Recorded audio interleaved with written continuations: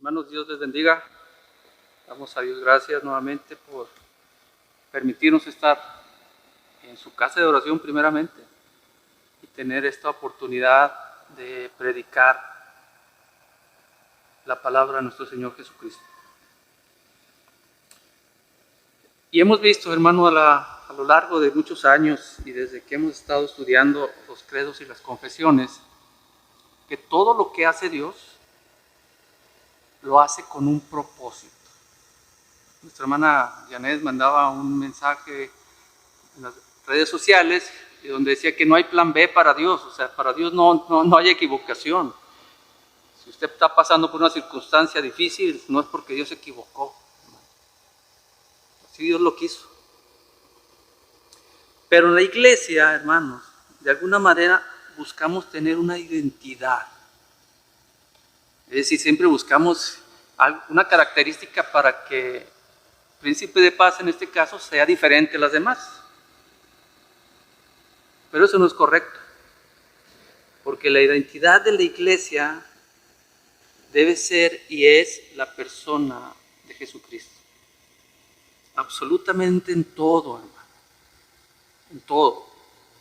Es el evangelio de Cristo. Cristo es el evangelio.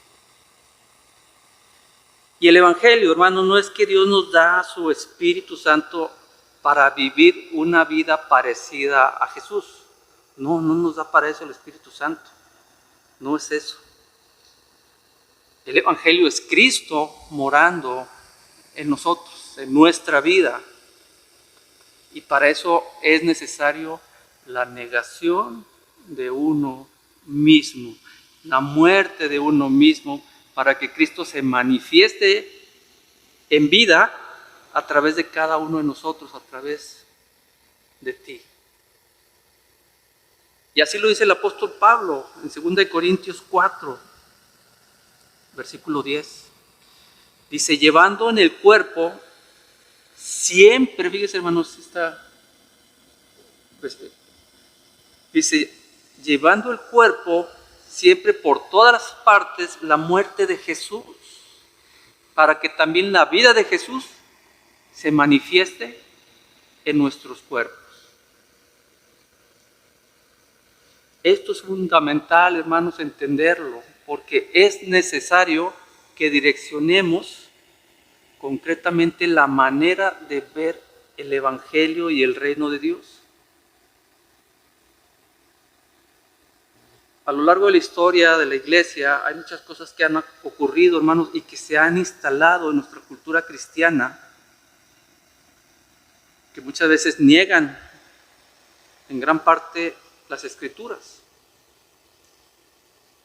Y ni siquiera a veces lo podemos ver, ni siquiera a veces lo podemos advertir. Y algo muy sencillo y que todavía está en muchas iglesias y en la nuestra también, es que crecimos en una enseñanza donde se predicaba que había que aceptar a Jesús en el corazón. Tienes que aceptar a Jesús en tu corazón. Y lo hemos escuchado aquí, tal vez lo ha escuchado usted en otras predicaciones o en nuestras iglesias, sin embargo no está en la Biblia. Acabamos de escuchar y leer esta porción bíblica donde Jesús habla con Nicodemo. Y puede ser una guerra de palabras, hermanos. Más bien, no es una guerra de palabras, sino es una guerra de conceptos. ¿Qué propone esta frase?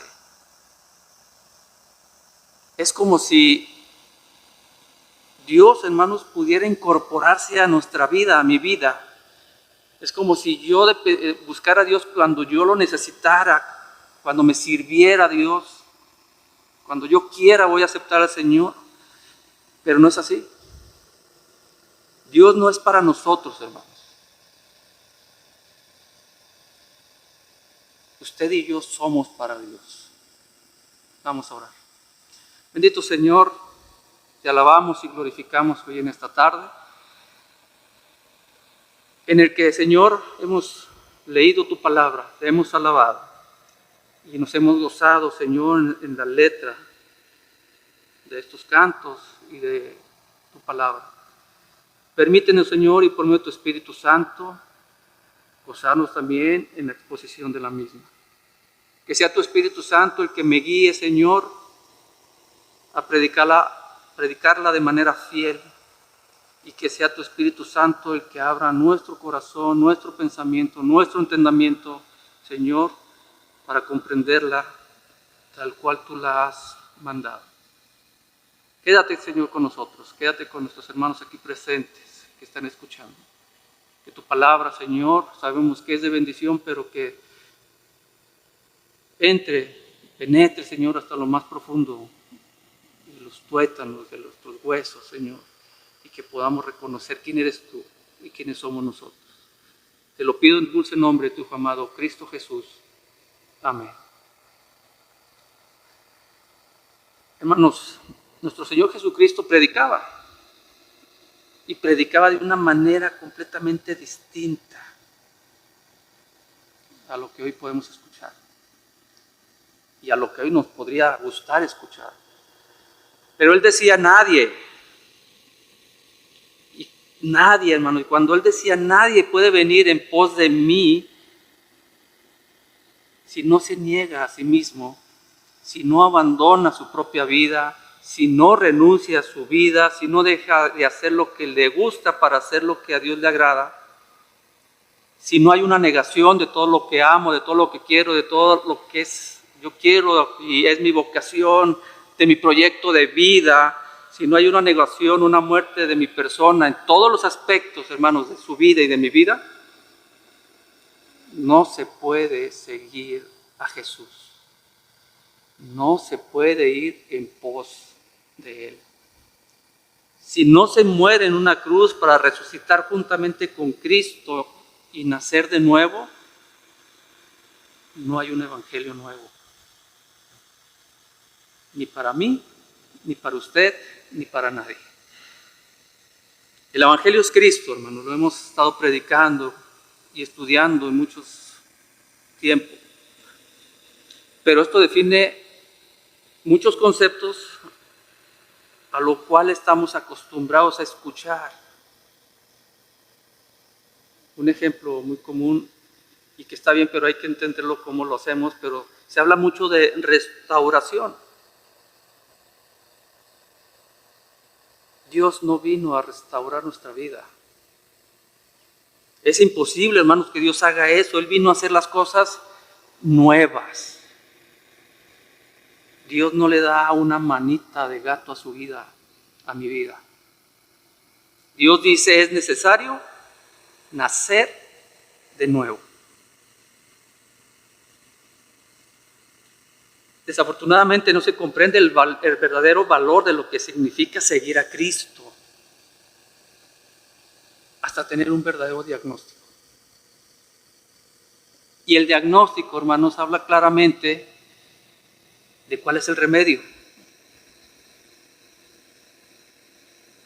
Y si el diagnóstico es que nos reconocemos pecadores, alejados de la gloria de Dios, separados de Dios, el remedio es nacer de nuevo.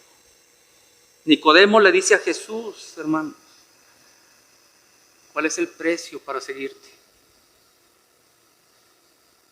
¿Qué le dice Jesús? Tienes que morir, porque si no naces de nuevo, no puedes ver el reino de Dios. ¿Qué es lo que hace Dios, hermanos, con el hombre? Corta ese árbol desde la raíz. ¿Para qué? Para que muera. Y después siembra una semilla para que crezca un árbol nuevo, hermanos. Una nueva naturaleza ahora en Cristo Jesús. Si no mueres, no puedes nacer de nuevo. Y si no naces de nuevo, no puedes ver el reino de Dios. Nos dice esta porción de la Biblia que Nicodemo era un fariseo. un hombre espiritual. Y más o menos, hermanos, para darnos una idea así, un resumen muy, muy pequeño de lo que era más o menos ser un fariseo, nuestro Señor Jesucristo lo dice en Mateo 23, y escuche cómo lo dice.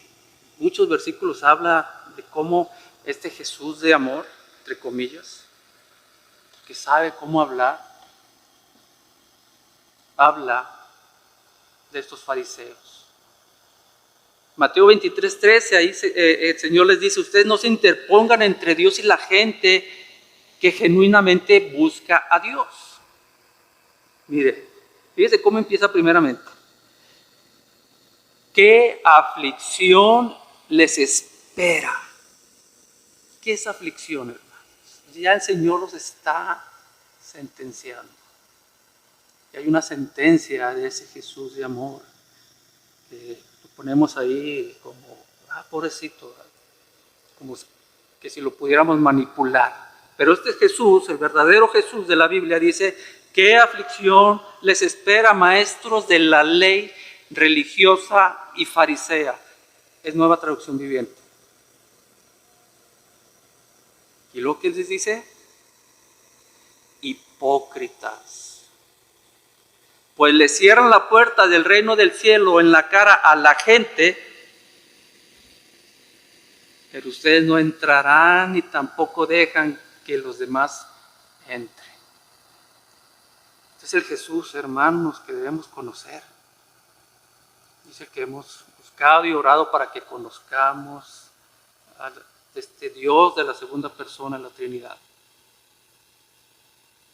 Ustedes no comprenden, le dice Jesús, ustedes lo que hacen es vestir un muerto. Véanlo en el versículo 27 de este mismo capítulo. Sigue diciendo el Señor en el versículo 27, ¿qué aflicción les espera, maestros de la ley religiosa y fariseos, hipócritas? Repiten lo mismo. Pues son como tumbas blanqueadas, hermosas por fuera, pero llenas de huesos, de muertos y de toda clase de impurezas por dentro. ¿Conoce a este Jesucristo que dice estas palabras? O nada más el que me va a perdonar cuando yo le pida perdón.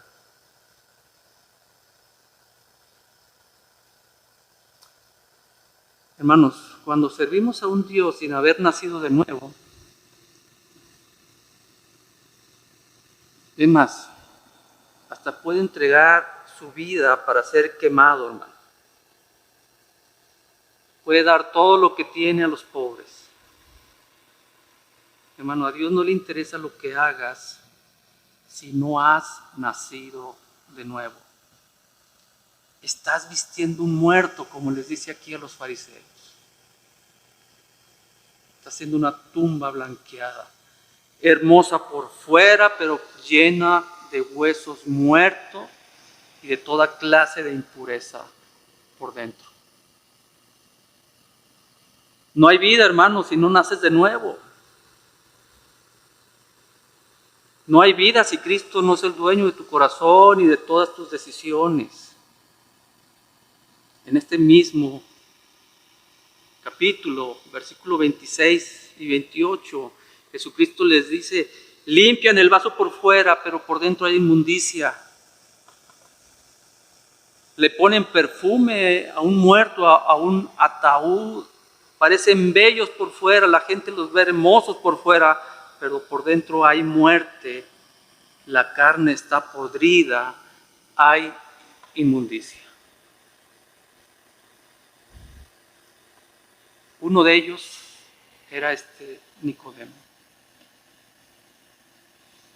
Se le acerca a Jesús y va de noche, hermano, para que no lo vieran, para que no lo critiquen. Y le dice, Señor, yo creo que debes de venir de parte del cielo, pues nadie haría las señales que tú haces.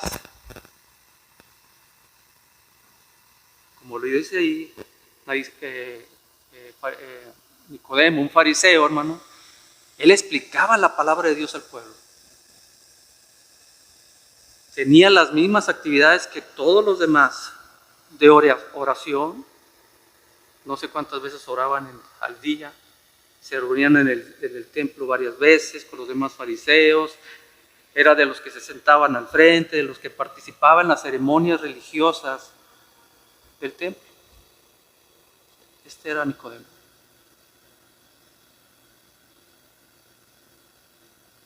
Pero ¿qué le dice Jesús, hermano?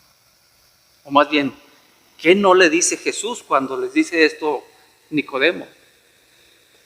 Ah, Nicodemo, qué bueno que te diste cuenta, ¿verdad? Ahora ve y dilo a tus amigos, cuéntaselo. No, no le dice eso. ¿Qué le dice, hermano? Nicodemo, si no naces de nuevo, esa palabra que tú como fariseo, esa palabra que tú enseñas, esa misma palabra, si no se te ha revelado a ti, no importa lo que hagas, no importa lo que digas, no se trata de lo que predicamos, no se trata de lo que decimos, ni siquiera se trata de lo que hacemos, hermanos, se trata de quiénes somos si no nacemos de nuevo. Cristo no vive en nosotros, Cristo no vive en ti, Cristo no vive en mí, no hay una vida nueva, sí, no hay vida y solo vestimos a un muerto. No podemos comunicarle la vida de Cristo al mundo y la iglesia no refleja a la persona de Jesucristo. Ahora, hermanos, ¿cómo se produce? ¿Cómo yo entiendo lo que está ocurriendo en mi iglesia? Si Cristo está gobernando la iglesia, créanme que la gobierna, porque Él sigue siendo rey, como lo vimos hoy en la mañana, ¿cómo se manifiesta? Vamos a Apocalipsis 3, versículo 17. Ahí habla el Señor Jesús de la iglesia de la Odisea. Muchos conocemos esta historia, o esta iglesia, por medio de la palabra. Versículo 17 dice que esta iglesia, hermano, así lo dice el Señor Jesús, se siente satisfecha, se siente rica y se ha enriquecido. Y dice que no le falta nada. Pero Jesús está fuera de esa iglesia. Quiere decir, hermanos, que la iglesia puede servir mucho, hacer muchas cosas por los mismos miembros que están en necesidad o por los de fuera que tengan necesidad. Los miembros pueden sentirse felices. Podemos cantar, podemos adorar, alabar. Sin embargo, ser una iglesia muerta. Porque si Jesús no está en los miembros, en donde no está Cristo, Él es muerte, hermano, porque Cristo es la vida. Mire lo que dice en el versículo 19 a Jesús, a esta iglesia. Yo corrijo y disciplino a todos los que amo. Igual Nueva Traducción Viviente. Por lo tanto, sé diligente y arrepiéntete de tu indiferencia. Arrepiéntete. Versículo 20. Mira que yo estoy a la puerta y llamo, y si oyes mi voz, y abres la puerta y entrarás y cenaremos juntos como amigos. Siempre hablamos nada más de este versículo 20, ¿verdad? Pero nunca hablamos del 19. Siempre buscamos lo que me haga sentir bien a mí. Pero sé diligente y arrepiéntete de tu indiferencia. ¿Y sabe qué es indiferencia, hermano? Es estar en este lugar y no escuchar la palabra de Dios. Es estar aquí y no alabar a nuestro Dios de manera correcta. Es estar aquí nada más por cumplir un requisito de estar. Ustedes no se dan cuenta que yo estoy afuera, me tienen afuera porque sienten que no les falta nada, se sienten ricos. Pero en el versículo 17 les dice Jesús lo que son, hermano. Apocalipsis 17, 3:17. Son desventurados, son pobres, están ciegos y desnudos. ¿Quién se siente así, hermano? Realmente, porque ninguno, antes nos ofendemos, ¿por qué me dices eso? Yo no lo digo, hermano, lo dice Cristo y lo está diciendo la iglesia Príncipe de Paz presente. Arrepiéntase, dice el Señor, y aquel que escuche mi voz y abre la puerta, yo entraré. Cristo no lo va a hacer con una denominación, eso es importante decirlo. O con un país que ahora, porque está la guerra, no, los israelitas, con ellos es el pueblo de Dios, o un estado. Esto de entrar a cenar y comer con Él, lo va a hacer con aquellos hombres, mujeres, niños, señoritas, que escuchen su voz para nacer de nuevo. Y abran la puerta para que Él entre a cenar y cenará Él con ustedes y con nosotros. Y hay un pasaje también muy claro en relación con esto que dice Apocalipsis, Hechos 17, 25 al 27. Dice el versículo 25, también una traducción viviente. Y las manos humanas no pueden servirlo, porque Él no tiene ninguna necesidad. Él es quien da vida y aliento a todo y satisface cada necesidad. Versículo 26, de un solo hombre creó todas las naciones de toda la tierra, de antemano decidió cuándo se levantarían y cuándo caerían, y determinó los límites de cada uno. Versículo 27, su propósito era que las naciones buscaran a Dios y quizás acercándose a tientas lo encontraran, aunque Él no está lejos de ninguno de nosotros.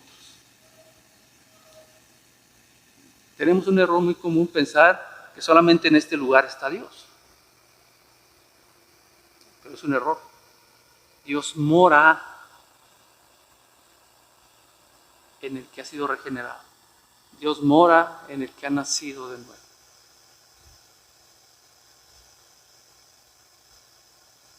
Y creemos, hermanos, que necesitamos servir a Dios, porque Dios lo necesita. Pero no es así. Dios no puede estar en templos hechos de manos y Dios no puede ser servido por manos de hombre como si Él necesitara de algo. Y esto lo dijo Jesús y esto es lo que hizo que se enojaran estos fariseos y estos escribas. ¿Por qué?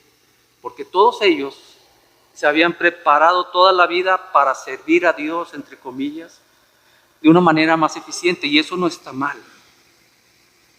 Querían ser mejores que sus antecesores. Pero era una competencia, hermanos, para ver quién era mejor, quién se había preparado.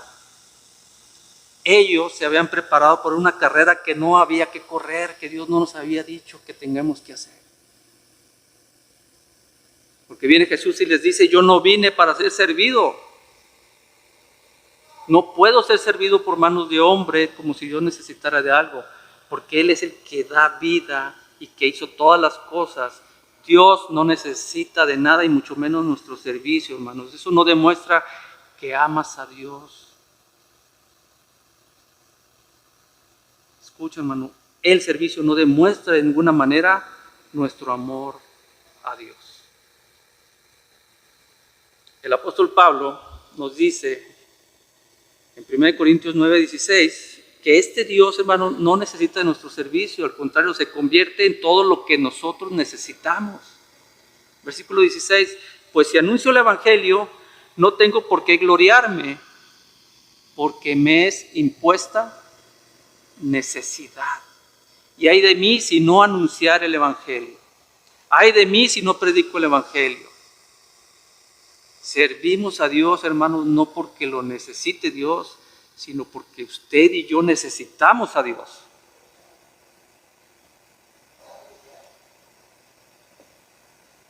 La vida, hermanos, suya y mía, es como un suspiro. Salmo 144, 4. Pues son como un suspiro, sus días son como una sombra pasajera. Y el Señor Jesucristo lo afirma en Mateo 7:21, un versículo que también hemos estado tomando mucho. En este versículo, Mateo 7:21, Dios o Jesús nos dice que vamos a morir. Y créanme, hermanos, no falta mucho. Porque aquí dice el Salmo 44 que nuestra vida es como un suspiro. De hecho, mi hermano Rolando acaba de suspirar, o usted sabe, pero así no está nuestra vida. Entonces no falta mucho, hermano. La vida del hombre es fugaz, pasa muy rápido y pronto todos vamos a estar cara a cara con el Señor.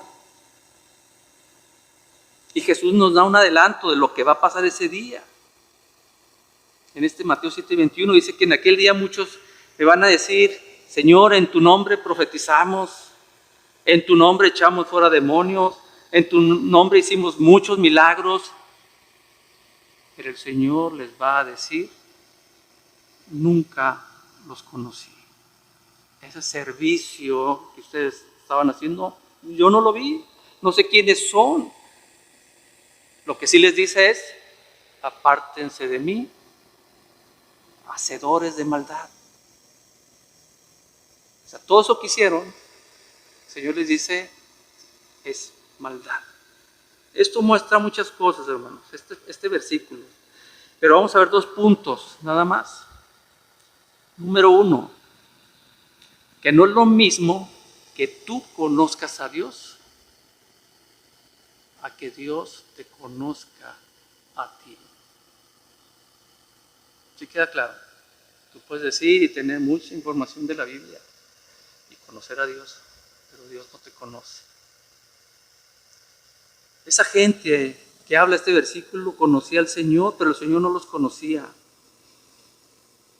Y nos muestra, Señor, que hermanos, que el servicio, por más que se haya ejercido durante toda una vida, no te hace hijo de Dios. Y ese servicio no demuestra que le amas a Cristo.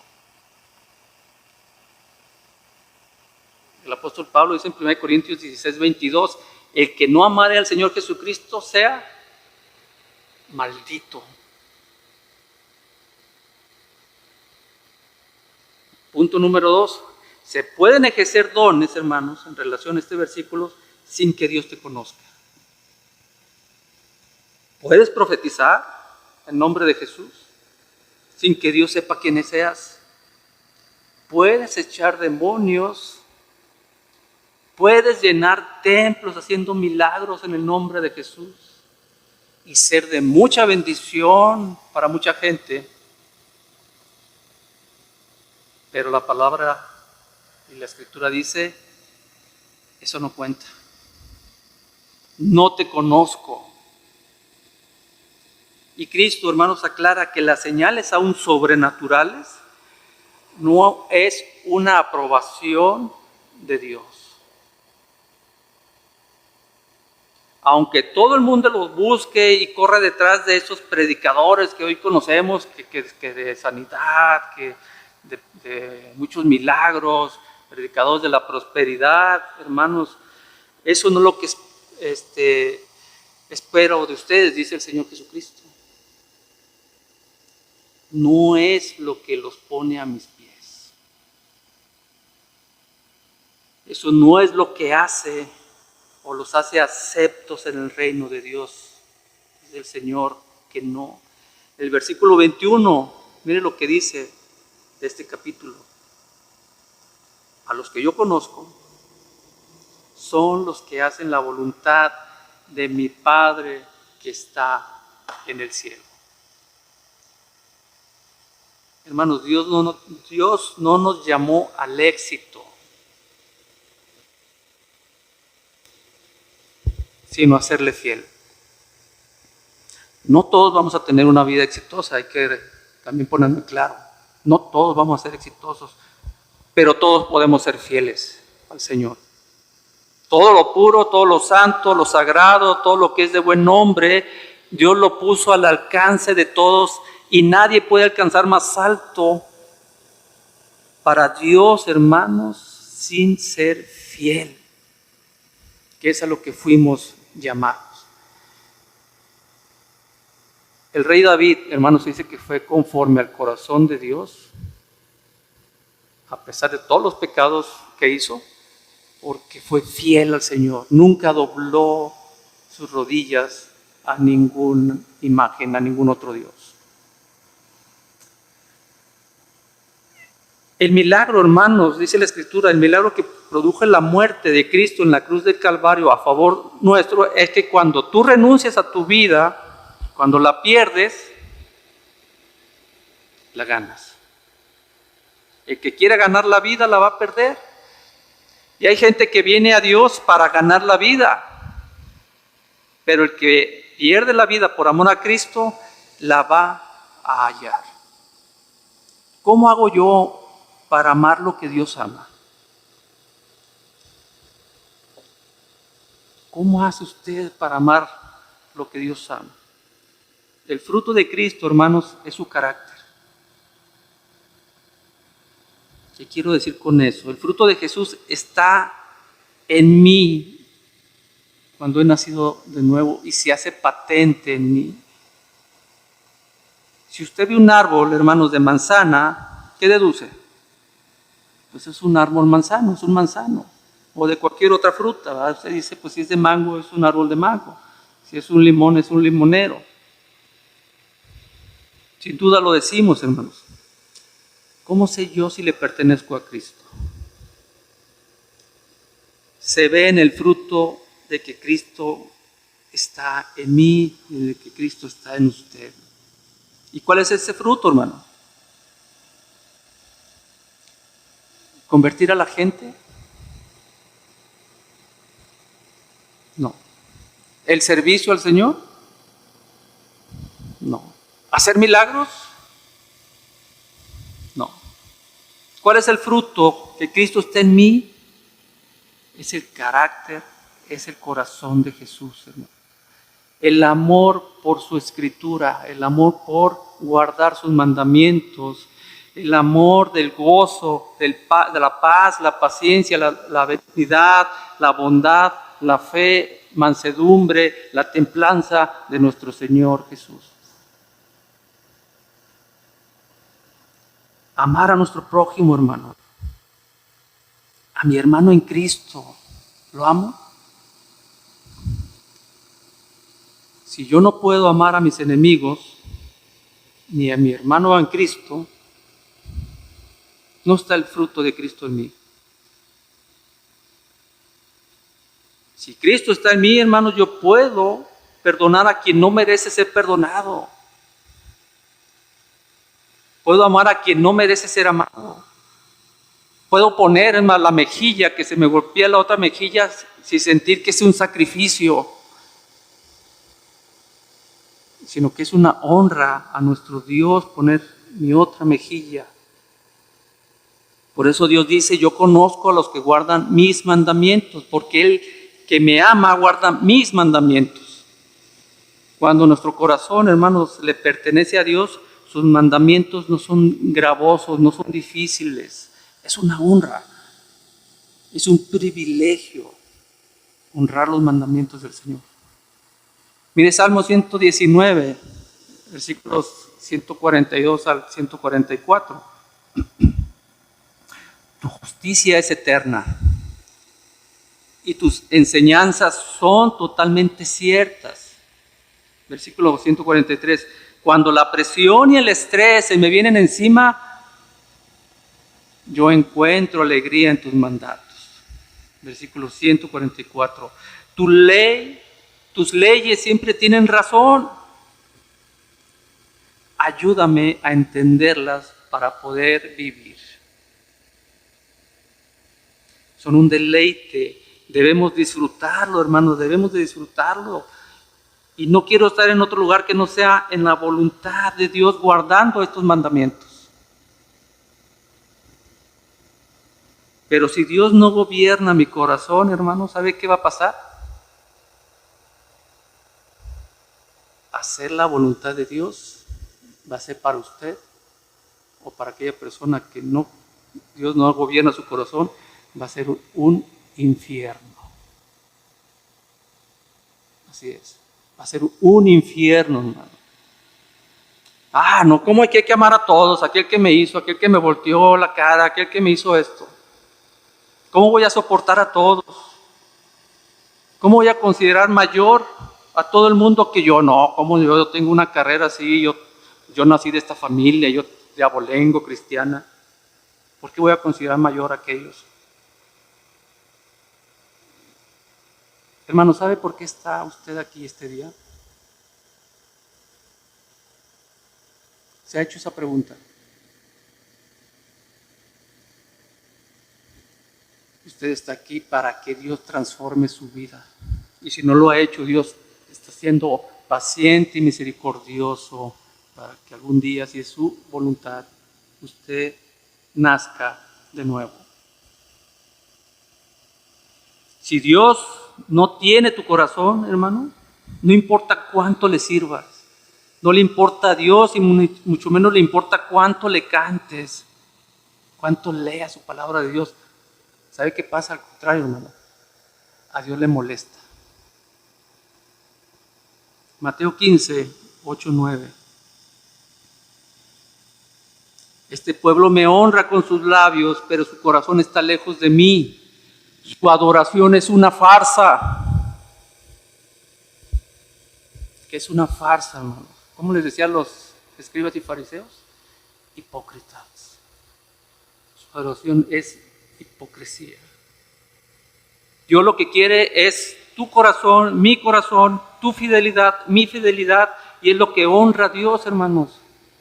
No servimos a Dios por un sentido del deber ni por un sentido de la responsabilidad. Eso deshonra el nombre de Dios. Lo que honra a Dios es un corazón contrito y humillado. Y el servicio es una consecuencia. Sí hay que servir. Pero si no sirves con todo lo anterior, es una hipocresía. Pero Dios, lo que honra a Dios es un corazón contrito y humillado, y el servicio se va a dar con amor a Dios. Vas a amar a tu prójimo. Vas a dar todo lo que quieres, lo que tienes por cuestiones del Evangelio. ¿Qué es lo que quiere Dios que muestre su iglesia, en este caso Príncipe de Paz? Que cada uno de sus miembros es Cristo en ellos. Que la gente cuando nos vea, hermanos, no vea a otro más que a Cristo y no a usted ni a mí. Ezequiel, hermanos, el profeta, en el capítulo 36, 26 al 28, dice que cuando Dios viene a nosotros, cuando morimos y nacemos de nuevo, Dios nos da un nuevo corazón. Dios nos quita ese corazón de piedra y nos da uno de carne. Y eso también muestra muchas cosas, pero vamos a ver dos características, nada más. Primero, hermanos, que ese corazón ama lo que Dios ama. Cuando ya ha cambiado Dios nuestro corazón, amamos lo que Dios ama. ¿Y a qué ama Dios? A sus enemigos, a la gente que te daña, a la gente que te ultraja, a la gente que te trata injustamente.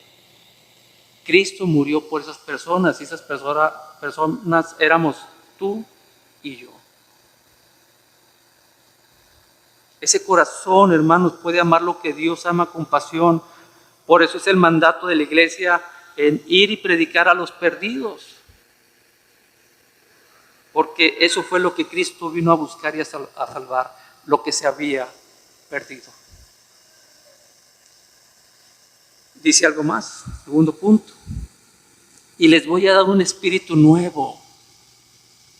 Les voy a dar mi espíritu, y el espíritu que yo voy a poner en ustedes va a hacer que ustedes amen mis mandamientos, amen mis estatutos y los pongan por obra. Si yo no amo sus mandamientos, hermanos, si no es un deleite la escritura de Dios, que esta escritura lo que hace es reflejar, es un espejo que refleja, hermanos, y que me permite verme como Dios me ve. Si tú no te ves como Dios te ve, no has conocido la Escritura. Si eso no está pasando, hermano, ¿sabes quién falta en tu vida? Cristo, porque Cristo es la Escritura. Y no importa cuántos años tengas en la iglesia, lo que falta es que Cristo venga y transforme tu vida y te dé un corazón nuevo para amar lo mismo que Dios ama.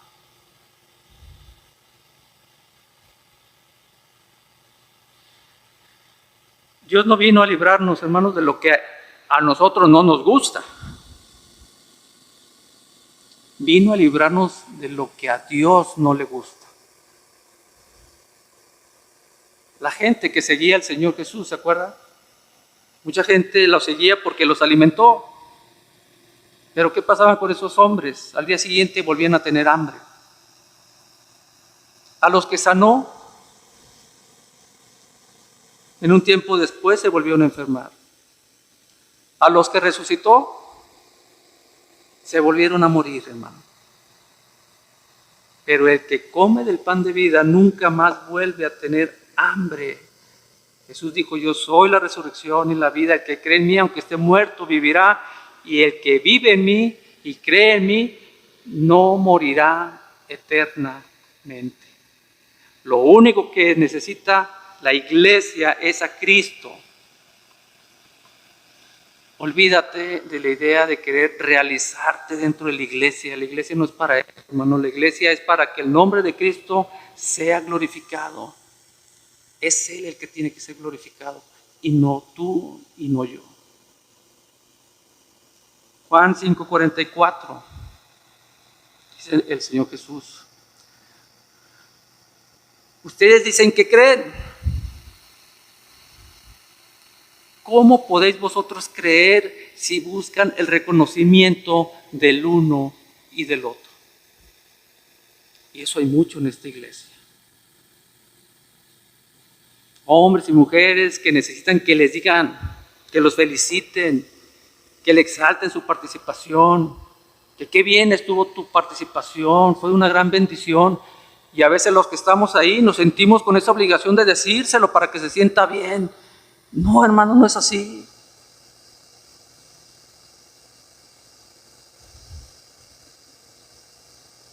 ¿Cómo dicen que creen ustedes si buscan la gloria los unos de los otros y no buscan la gloria de nuestro Padre que está en los cielos?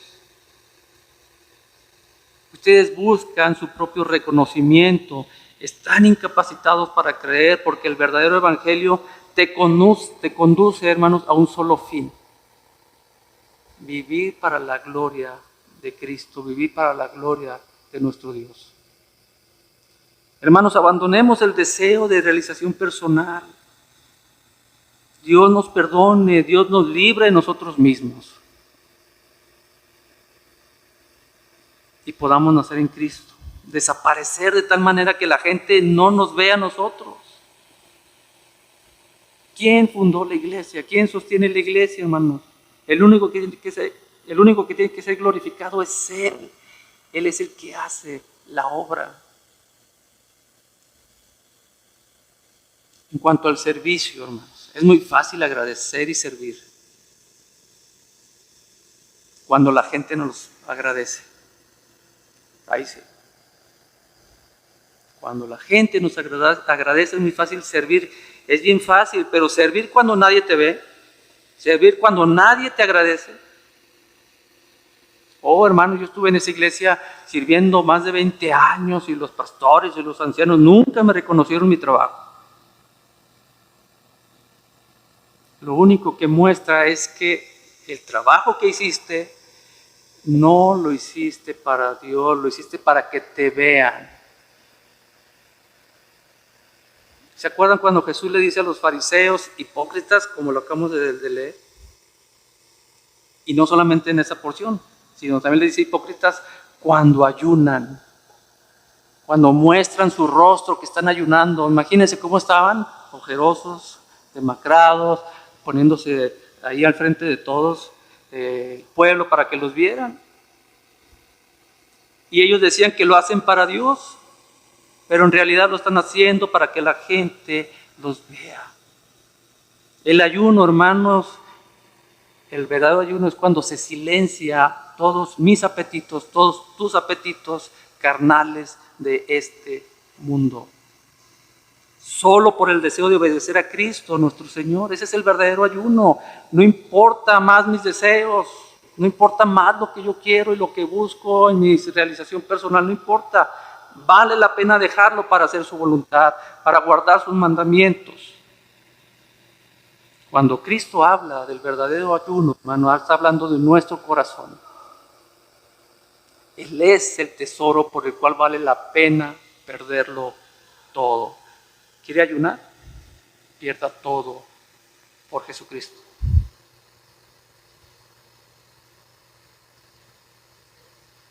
La cruz, hermanos, en este caso que el Señor Jesucristo fue crucificado, es injusta.